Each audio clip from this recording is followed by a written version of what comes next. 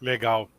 De fato, a gente acha que os cortes de juros vão continuar num ritmo de 25 em 25, provavelmente, depois daquele 9,5, agora virou ali 9,75, né, que a curva de juros precifica. E nesse cenário, né, a gente acredita que o setor do mercado interno deve ser o maior beneficiado, né?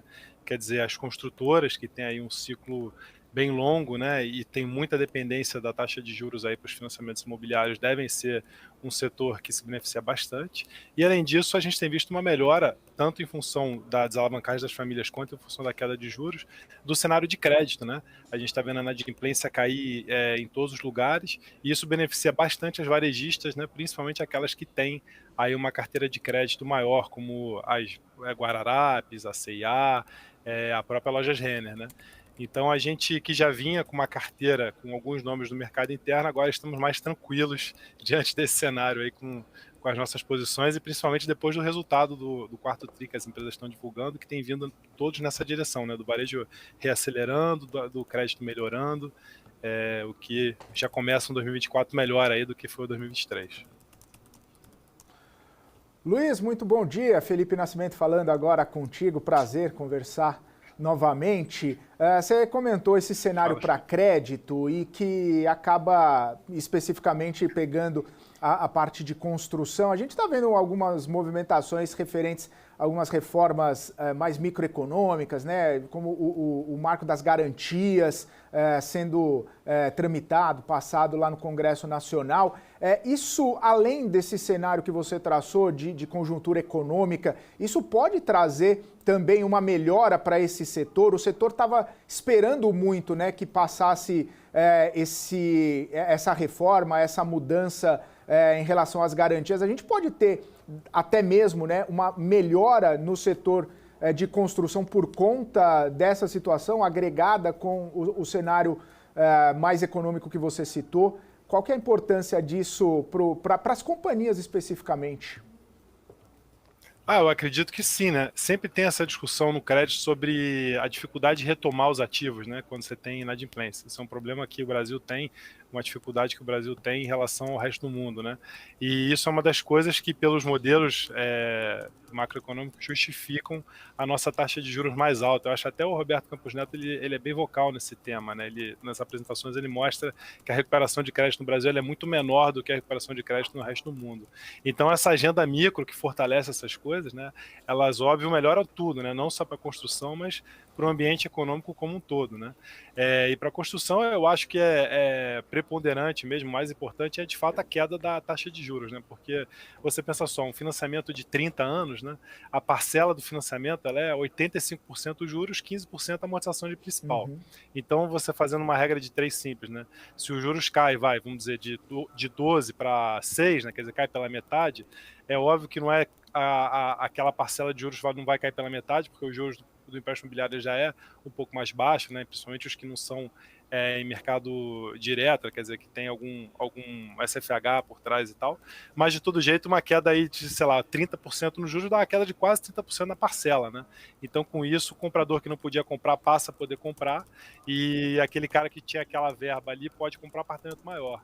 Então a gente vê claramente, né, nos dados macro, a aceleração do setor de construção justamente quando os juros caem. E esse é um setor, só fazendo um parênteses, que lançou muito quando teve aqueles juros baixos pós-pandemia. E aí quando o juros Uhum. explodiu em 2022, né, 2021, 2022, eles não lançaram quase nada. Então agora esse setor está num período de entregas, né, num momento onde as vendas vão começar a ser estimuladas. Então isso é muito bom porque você cria um viés de alta no preço dos imóveis que eles estão entregando, você tem uma geração de caixa muito intensa, né, pela entrega desses imóveis e venda deles, né, e por último você tem provavelmente uma aceleração de lançamento para frente. Então é um setor que deve se Uhum. beneficiar por 3 alavancas, né, nesse movimento e continua muito barato. Isso aqui é como toda a bolsa, né, não só ele. A bolsa toda tá barata. Só para eu pegar esse gancho da construção, né? Porque a gente viu dois momentos importantes de um rally, né? Ali antes de começar a cair os juros, nessa expectativa, e os 2 últimos meses do ano passado.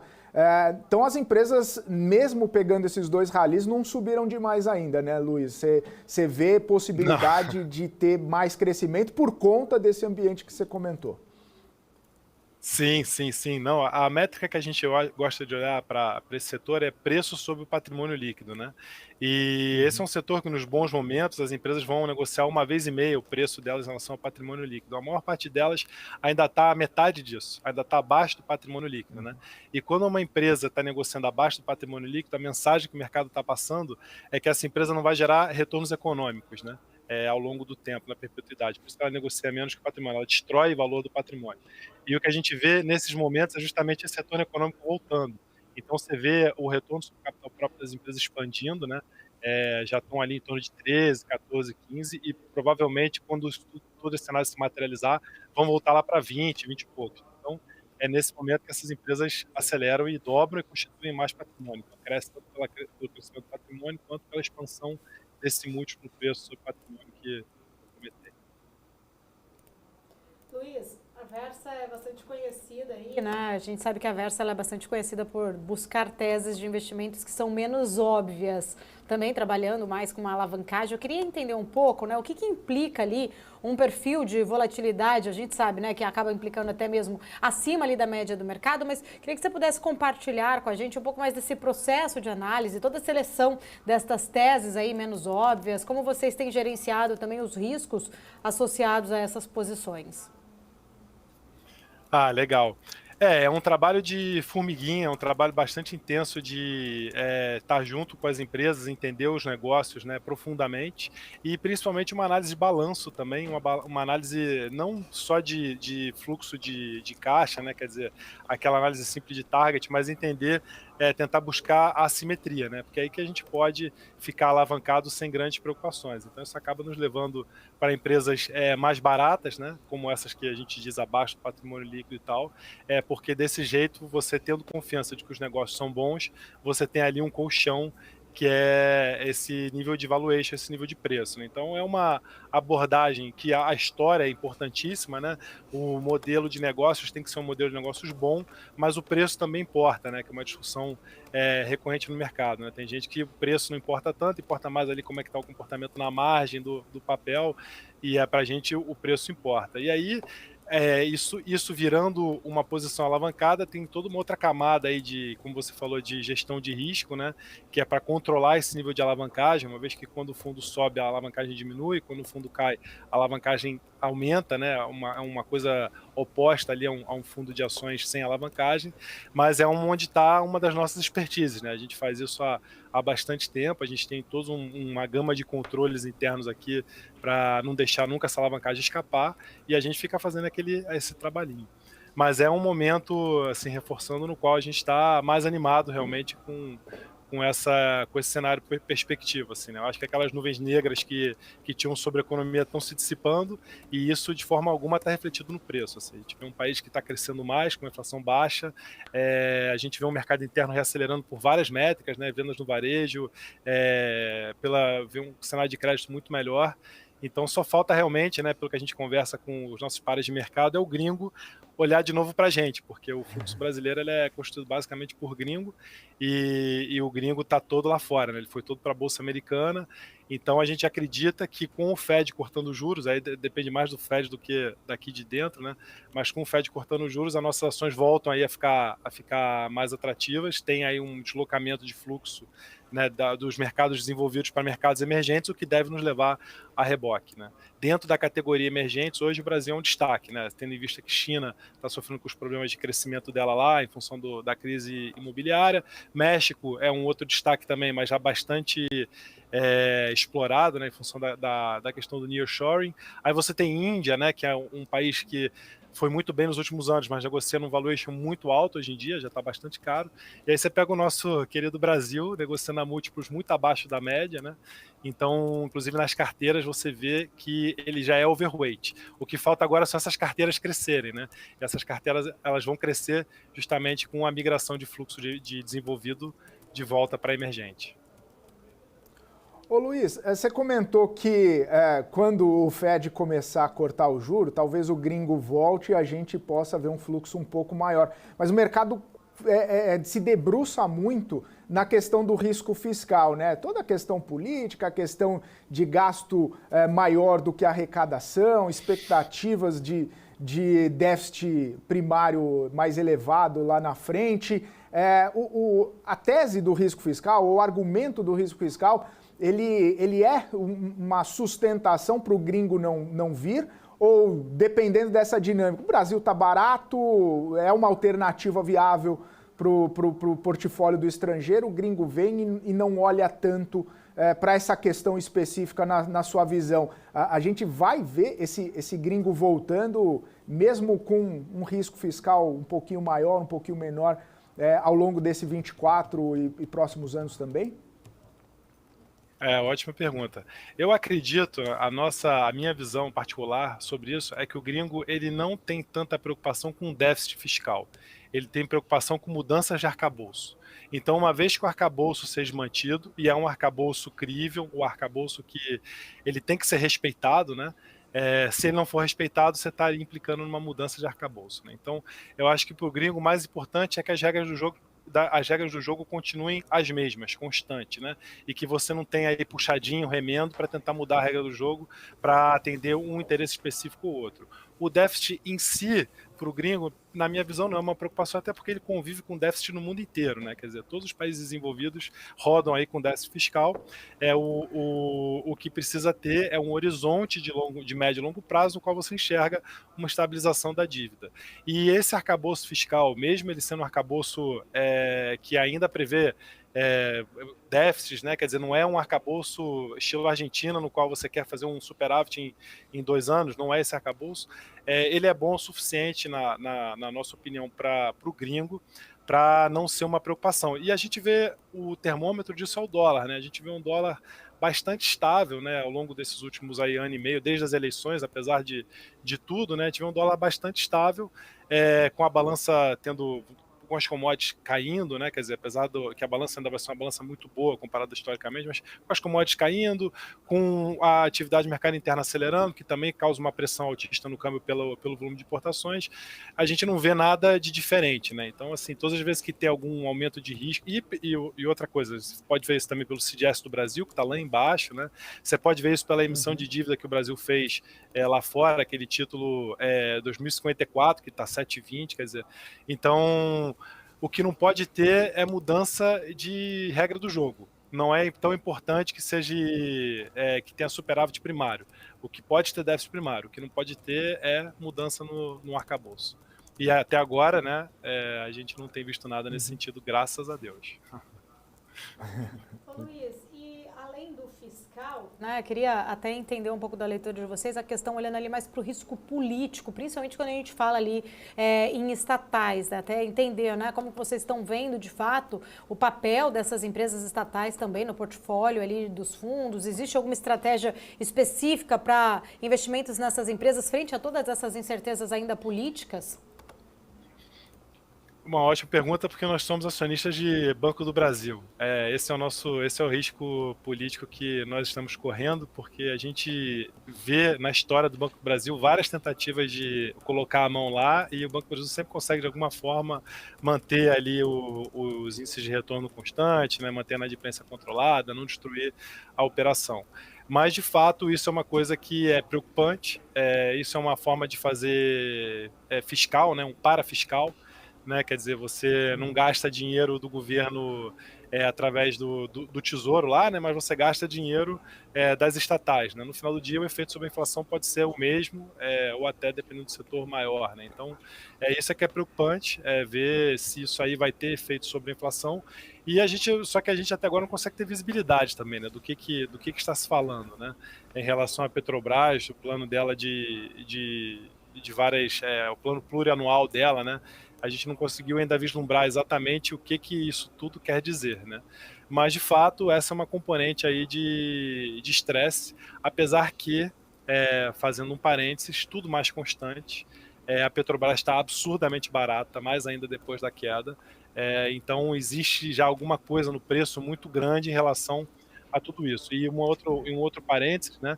é que uma destruição de valor da Petrobras através de investimento, ela não vai se dar no primeiro ano. É uma coisa que você só vai ver nos números depois que aquele ciclo de investimento terminar, né? Quer dizer, ela vai investindo, ela vai capitalizando aquilo ali, que vai entrando no ativo dela, e aí depois, quando ela coloca aquilo ali para operar, aquilo ali não gera o retorno que deveria, ou gera um retorno muito inferior ao retorno da empresa, né? Então, o mercado antecipou muita coisa ruim já no papel.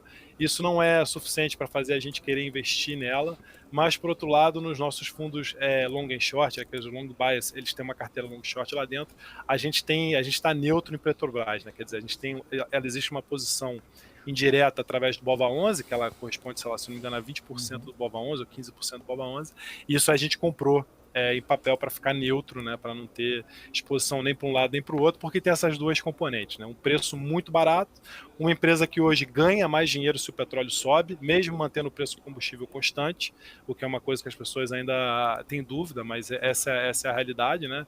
Então é um cenário bastante diferente lá da época da Dilma, com uma governança mais sólida por causa da lei das estatais. A gente vê, inclusive, né, essa história das bandas e tal, quer dizer, tem menos liberdade para fazer besteira lá dentro, mas tem esse risco todo de ingerência política, então a gente fica em cima do muro nela. E Banco do Brasil a gente tem. Ô Luiz, Banco do Brasil, né, que acabou sofrendo, né, lá no começo do governo Lula, ou pelo menos depois da eleição, toda aquela especulação se ia seguir por um caminho ou por outro, e ele especificamente não sofreu o que vem sofrendo a Petrobras, né?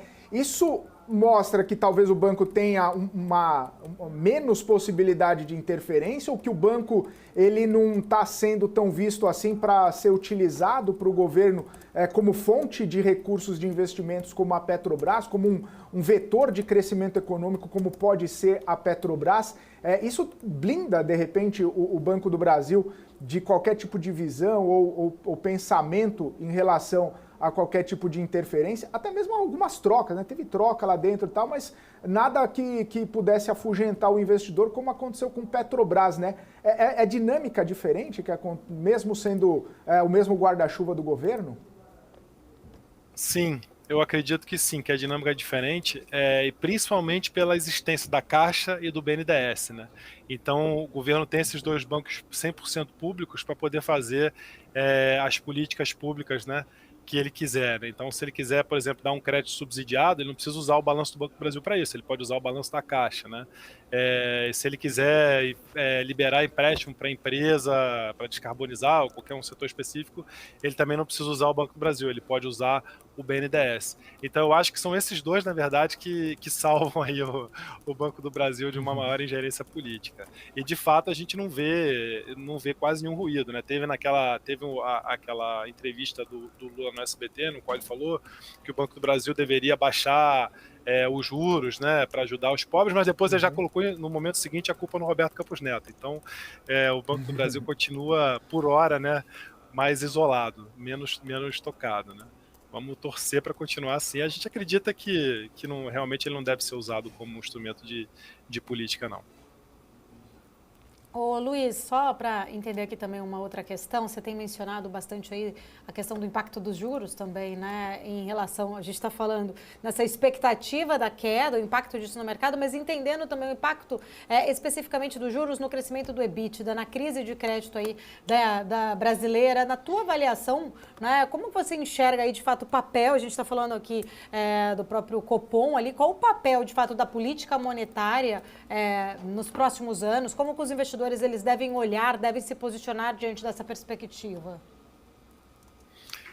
O que eu acho que é o grande, que eu tenho dito que é o grande play de Brasil, né, é onde tem mais suco para extrair de Brasil, do ponto de vista total, assim, não só do mercado financeiro, mas como país, como economia, como civilização, né, vamos dizer assim, a gente ter taxas de juros mais razoáveis, né? O grande problema do Brasil estrutural é ter um juro real de 5%, que é um negócio que nenhum país para de pé com esse juro, né? E o que a gente viu ao longo desses últimos 20 anos, quase 20 anos, né, desde a crise lá do subprime em 2007, 2008, foi uma convergência do mundo para taxas de juros neutras, né, que se chama, que é aquela taxa de juros que não acelera nem desacelera a inflação, muito mais baixa do que no passado. E aí tem fatores estruturais que explicam isso. E a gente começou a capturar isso. Pré-crise do Covid, né, a gente estava paulatinamente descendo para o juro real mais baixo. Quando você olha hoje lá no Tesouro Direto, uma NTN-B de 40 anos pagando inflação mais 6%, você está lendo ali que o país está quebrado, o país não para de pé. Então é isso que precisa mudar. E aí tem que ter uma compreensão, eu acho que da classe política, né, de que esse é o grande local, essa é a grande oportunidade que eles mesmos têm. E eu acredito que isso já chegou lá, a gente já chegou nesse nível de maturidade institucional, né? A gente teve um passo para trás aí nessas últimas eleições, com aquela promessa de gastar mais, transferência direta e tal, que causou um surto inflacionário, que foi um surto inflacionário global, diga-se de passagem, né? A nossa inflação ela não diferiu muito do resto do mundo, tanto em intensidade quanto em magnitude, né, no ciclo, no tempo, né, foi muito sincronizado, só que eu acho que por toda essa questão histórica do Brasil, o nosso Banco Central interpretou que a gente voltou lá para o passado e jogou o juro real de novo lá na lua, diferentemente do resto do mundo, né? A gente teve uma instância única nesse ponto, né? Quer dizer, o nosso juro real virou o juro real mais alto do mundo de novo. E quando você olha o próprio fiscal, que foi muito usado para justificar isso lá no passado, ele não explica esse aumento de juros. Você vê que a nossa situação fiscal é muito melhor do que as pessoas projetavam. No ano passado, de novo, o mercado errou a projeção de dívida PIB para cima, né? Quer dizer, o mercado esperava que a dívida PIB fosse crescer mais do que cresceu. Então, no final do dia, a gente tem um arcabouço melhor e a gente já está. E aí é uma questão de encontrar esse juro real mais baixo. A gente já está nesse processo, né? Então, por isso que eu fico bastante animado no momento atual, porque a gente já está voltando eu acredito que a gente está voltando a reconquistar aquele terreno perdido ali pós-pandemia. E aí muda o país, quer dizer, você tem um incentivo a investimento muito maior, né? Quer dizer, aumenta os investimentos, começa a surgir empresas de tecnologia, que é uma coisa que a gente não tem quase nenhuma, né? Então você começa vindo mais empresas ao mercado, fazer IPO, o que gera mais investimento. Então esse o ciclo benéfico, né? O ciclo virtuoso que a gente entra quando a gente tem uma taxa de juros razoável. Não estou falando que a gente tem que ter taxa de juros real zero, não, mas uma taxa de juros real compatível com o resto do mundo e com a situação do Brasil, né? Então é isso que nos deixa mais animado e, na nossa opinião, esse é o grande play de Brasil. É isso que o Brasil tem para conquistar. Com esse otimismo que você demonstrou aí, você tá mais long ou mais short nas posições para capturar um movimento, obviamente, mais de curto prazo, embora o otimismo seja mais de médio ou longo prazo? Nesse momento aí, as posições, né? Vocês têm mais long ou mais short ou estão aproveitando que tipo de dinâmica aí para capturar essa volatilidade? A gente está bem long, você leu corretamente, a gente está bem mais long, né? A gente está totalmente desprotegido, vamos dizer assim, a gente está com o pé embaixo na carteira de ações, e no nosso fundo macro a gente está com o pé embaixo aplicado no pré também. Então a gente tem justamente essa convicção de formas diferentes, né, nos fundos, com instrumentos diferentes, porque são fundos diferentes, mas esse é a grande convicção da casa.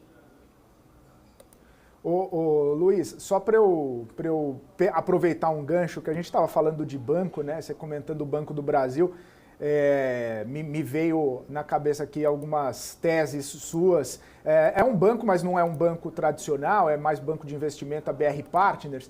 Eu queria só ouvir um pouco da sua visão para a companhia, porque, se não me engano, no último resultado foi um dos melhores resultados que a companhia teve na história, principalmente retomando, né, M&A, retomando uma série de dinâmicas ali da própria companhia nesse mercado que está voltando, né? Hoje, se a gente for pensar em bancos, né, no setor como um todo, do setor financeiro, seria uma das melhores apostas, uma das melhores companhias nesse cenário, por mais diferente que esses bancos eles sejam entre si, você ainda tem essa percepção mais interessante em relação à BR Partners? Sim, inclusive ela é a nossa maior posição aqui na casa, né? Ela é o maior ação em percentual do patrimônio que a gente tem. E BR Partners é um banco que tem duas belezas ali, né? O negócio. Primeiro é que, como você falou, ele está focado ali no filé mignon do setor bancário, que é a parte de tarifas, né? Vamos dizer, para gente rica. E aí, assim, quando você vende coisa para gente rica, sempre o preço é mais alto, né? Então, gente rica, no caso, as grandes empresas, as grandes famílias, esse é o nicho da BR Partners, né? Então, o banco ele tem aí a especialidade dele é a emissão de dívida, né? Que a gente chama de DCM, que é Debt Capital Markets, né? Mercado de capitais de dívida. E justamente o resultado do terceiro TRI, né? Do quarto TRI, desculpa, foi muito bom porque acelerou justamente esse segmento. E é engraçado que a gente, conversando com a empresa no início do ano, no início de 2023, eles estavam bastante receosos, achando que ia ter algum momento que ia parar, que o mercado deles ia parar. E esse momento nunca veio, pelo contrário, o mercado foi aquecendo ainda mais. E aí o que é legal é que, além dele estar nesse filé mignon do setor bancário, ele é um banco em construção. Então, ele é um banco cuja franquia é uma franquia excelente, que está crescendo, as pessoas estão tomando conhecimento, então cada vez surgem mais clientes, e ele começa a agregar novos negócios que tem ali bastante sinergia com o negócio principal dele. E o que ele acabou de fazer foi agregar o setor de gestão de fortunas. E aí tem total sinergia, né? Porque essas pessoas que levam o dinheiro para lá são empresários que precisam de serviço para a empresa deles, e outras vezes também eles prestam serviço para o empresário que gera um evento de liquidez, eles capturam essa liquidez do empresário para ajudá-lo a fazer uma boa alocação do capital. Então, a beleza do banco é isso, é que está num segmento, vamos dizer, premium do setor bancário, que é esse segmento de banco de investimento, né? Quer dizer, ele não corre risco de crédito diretamente, né? Ele tem até um pouco desses títulos que ele emite para as empresas, ele retém em carteira, um percentual pequeno da emissão, mas não é ele que dá todo o crédito, esses títulos são disponíveis para venda, então é uma outra operação em relação a esses bancos tradicionais, né? O Banco do Brasil, Itaú e tal, não tem agência. E por outro lado, e além disso, né, além de estar nesse filé mignon, ele também está crescendo bastante, tanto organicamente ali nos segmentos onde ele já atua, quanto através aí da incorporação de novos segmentos que para ele tem bastante sinergia.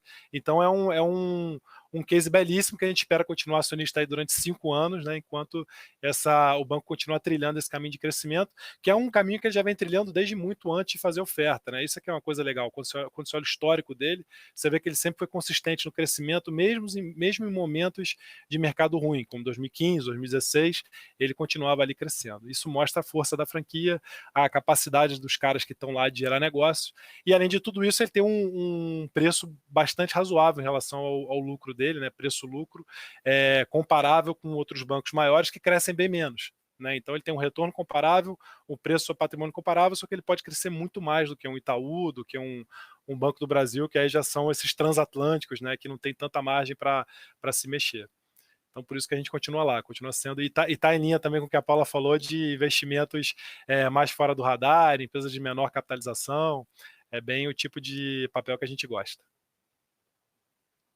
O próximo tópico da pergunta, o Luiz, para gerenciar a posição em empresas, né, com menor capitalização. Porque a gente foi de Banco do Brasil para BR Partners, né? São duas realidades totalmente diferentes. Banco do Brasil, se você quiser acelerar, você acelera na hora que quiser, mas em algumas empresas menores assim, ou com menos capitalização, talvez não dê para fazer movimentos tão aprofundados assim, né? Como que gerencia essa dinâmica toda em empresas, né, com menor capitalização e que podem surfar um bom momento também por conta de todo esse cenário mais longo que você citou? Legal. Banco do Brasil, se a gente quiser dobrar a posição, a gente dobra instantaneamente, né? Pega aqui, fica 10 minutos comprando, dobra. No book. Daí parte, se a gente quiser se desfazer da nossa posição, a gente vai ter que passar, acho que talvez um mês vendendo todos os dias o papel. Mas a gente tem um equilíbrio, né, na carteira de papéis mais líquidos e papéis menos líquidos. A gente não pode estar carteira só em papéis ilíquidos, senão a gente fica com um problema de liquidez. E a forma como a gente controla tudo isso, né, é considerando o prazo de liquidação da carteira, considerando 1/3 do volume médio diário negociado, né? Então a gente tem pouquíssimas empresas com a liquidez da BR Partners, né? Diga-se de passagem, que o papel que negocia seu, sei lá, 2, 3 milhões por dia, a maior parte da carteira é bem mais líquida do que isso, mas a carteira toda, como toda, tem liquidez suficiente aí para a gente liquidar 30% da posição, 30% do fundo inteiro, né?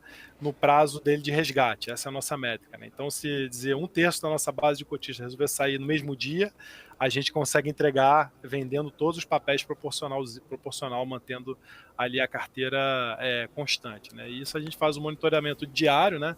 Isso vai mudando tanto em função dessa régua de negociação dos papéis, quer dizer, vai sendo atualizado conforme os papéis vão negociando mais ou negociando menos, e também com as posições, né? Quer dizer, conforme vai entrando mais na carteira ou saindo, a gente tem tudo isso bem mapeado, todos os dias chega aqui.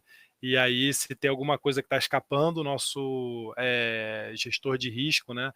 O Nicolas nos manda os alertas, levanta, vem aqui na mesa, bate no meu ombro aqui e falou, tem que diminuir isso aí porque está dando problema de liquidez. Mas é assim que a indústria como um todo faz, né? Não tem muito como fugir disso.